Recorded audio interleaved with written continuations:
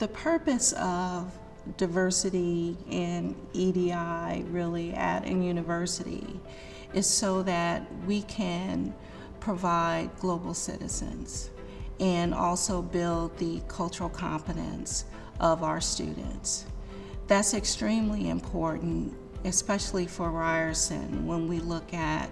the focus on entrepreneurship and innovation. Ryerson needs to have faculty and staff to reflect the diversity of its students because students need role models as well as mentors.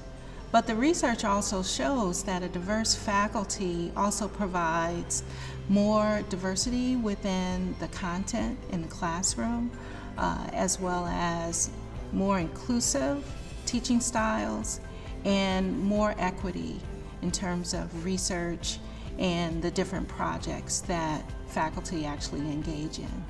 But not only faculty, a diverse staff is also important because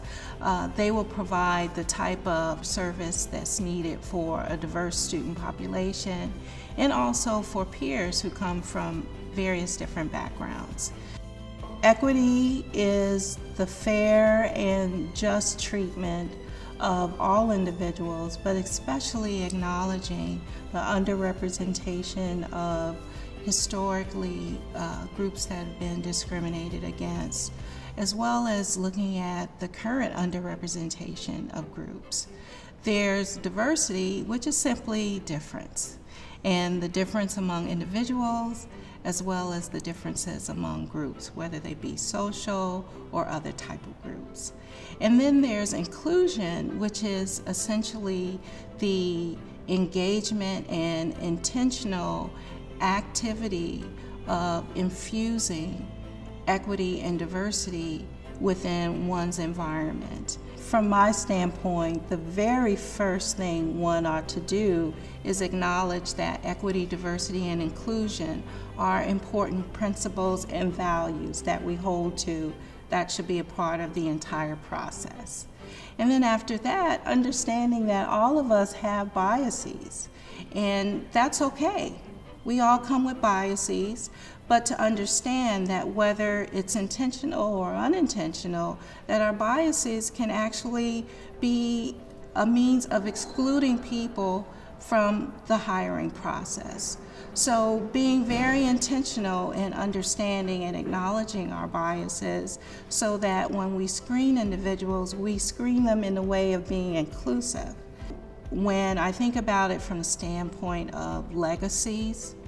or my grandchildren or my children's children, I really want them to be in a place that isn't interested in going backwards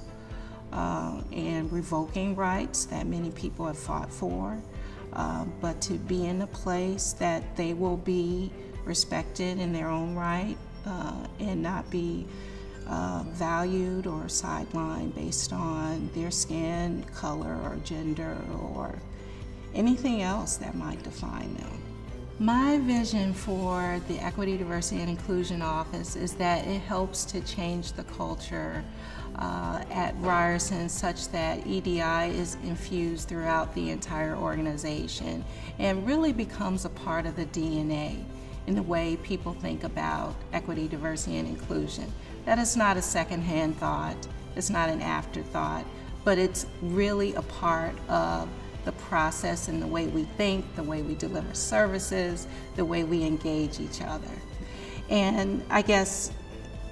finally, if we can achieve that, then ultimately we are achieving what we're here for, which is to educate global citizens and to build their cultural competence such that they can go out into the world, become entrepreneurs, be innovative, whether it's here at home locally or abroad globally.